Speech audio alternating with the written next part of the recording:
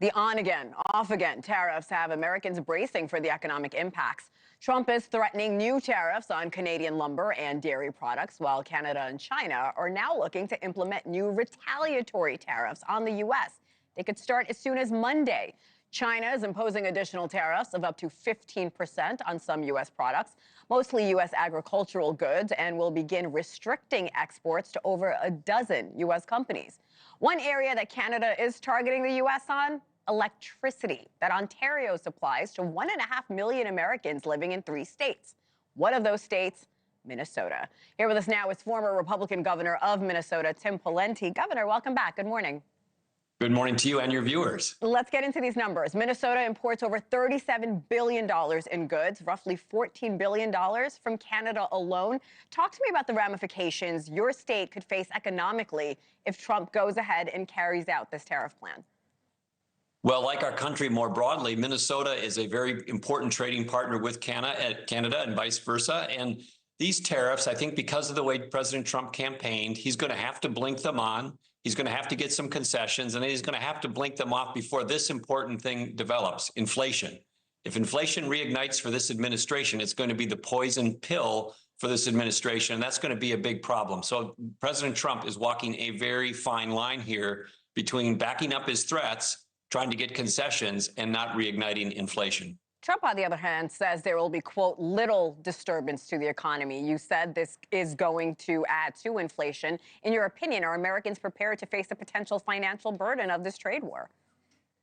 No, they're not. And I think one thing we know for sure from recent experience and throughout history is if inflation is reignited at a substantial level, it changes the politics and the discussion very quickly. People, for understandable reasons, very much dislike inflation, and tariffs are undeniably inflationary if you leave them on for any lengthy period of time. And as it relates to Minnesota, one of the biggest imports to our state and, of course, to the U.S. is energy. And one of the biggest components of the inflationary basket of things that get measured for inflation is energy, oil and gas especially. So most of the gasoline that gets refined in Minnesota is using Canadian oil.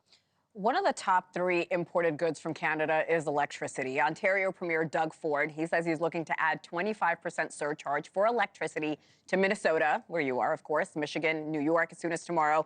He also said don't call him if there's a problem when those bills jump up significantly. Can you talk to me about the relationship between Minnesota and Ontario for electricity, if it is fair for Minnesotans to now pay this extra charge?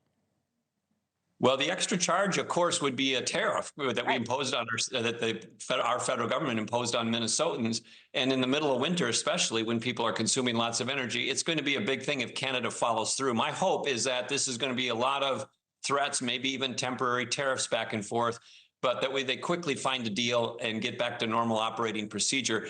Canada is a great neighbor. They are a peaceful democracy. They are friendly people. We do have issues with them as it relates to trade, but that should be worked out in constructive discussions. We should not have this level of pyrotechnics with some of our best friends in the world. Yeah, Premier Ford actually said he has a great relationship with the governors of these 3 states. Are you hopeful that a deal will be worked out before these additional charges are put into place, maybe as soon as this week?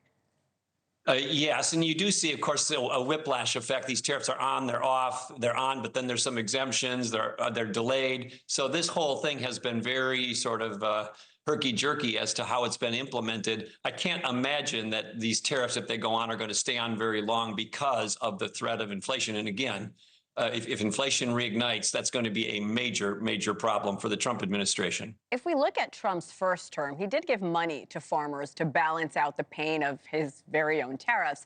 Do you see Trump doing that again to specific industries that will be impacted by these trade wars?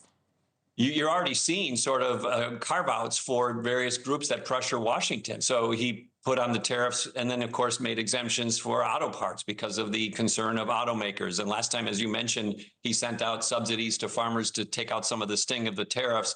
At a time when they're trying to cut spending and cut budgets, of course, you sort of wonder where they're going to get the money to send out more subsidies to take out the sting of tariffs. So it gets more complicated than last time. And so far, they have not sent out that cash. I suspect he'll try to cut deals and declare victory rather than send out cash in the next, say 90 days. All right, Governor.